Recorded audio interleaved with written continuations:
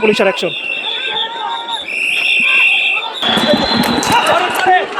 দর্শক যেমনটা দেখতে পাচ্ছেন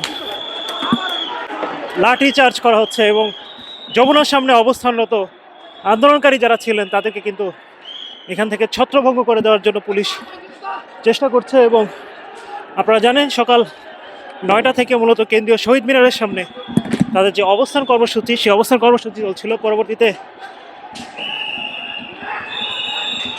পরবর্তীতে যমুনার সামনে অবস্থান করার পর তাদেরকে একবার সরিয়ে দেওয়া হয়।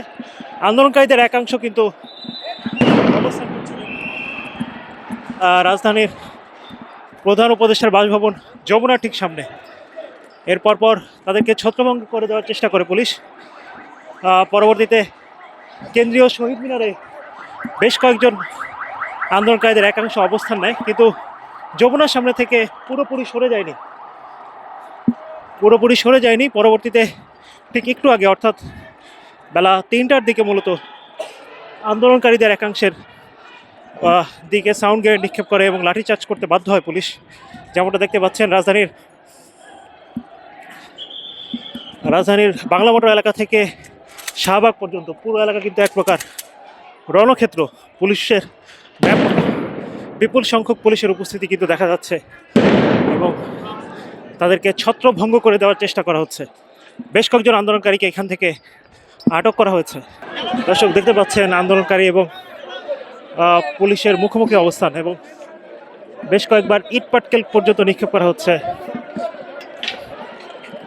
আন্দোলনকারীর দিকে। পুলিশ এবং আন্দোলনকারীরা কিন্তু মুখোমুখি অবস্থানে এই মুহূর্তে। পুলিশের অ্যাকশন।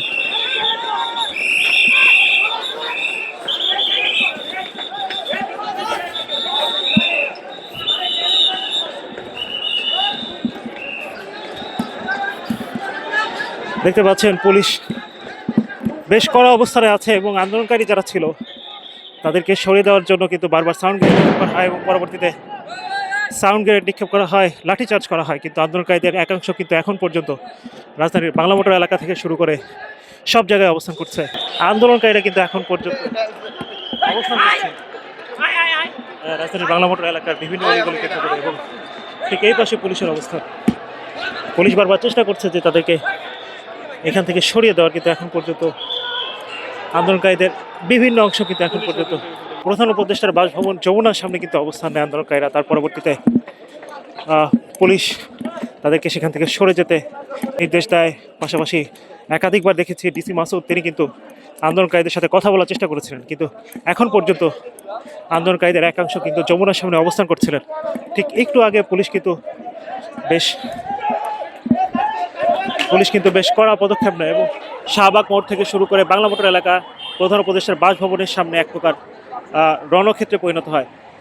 বেশ কিছু মিডিয়া কর্মী আমরা দেখতে পেয়েছি যে আহত হয়েছিলেন এবং পাশাপাশি আন্দোলনকারী যারা ছিলেন তাদেরকে সরিয়ে যেতে বাধ্য করার জন্য পুলিশের ব্যাপক সংখ্যক পুলিশের উপস্থিতি। পুলিশ এপিবিএনের বেশ কিছু সদস্যদের আমরা দেখতে পেয়েছি তারা কঠোর অবস্থান নিয়েছেন এবং তাদেরকে সেখান থেকে সরিয়ে দেওয়ার জন্য যথাসম্ভব চেষ্টা করা হয়, কিন্তু তারা সেখান থেকে সরে যাননি এক প্রকার। পরবর্তীতে পুলিশ বাধ্য হয় এবং যেমনটা দেখতে পাচ্ছেন Shahid Abu Sayeed international convention centre অর্থাৎ শেরাটন হোটেলের সামনে ব্যাপক সংখ্যক পুলিশের উপস্থিতি।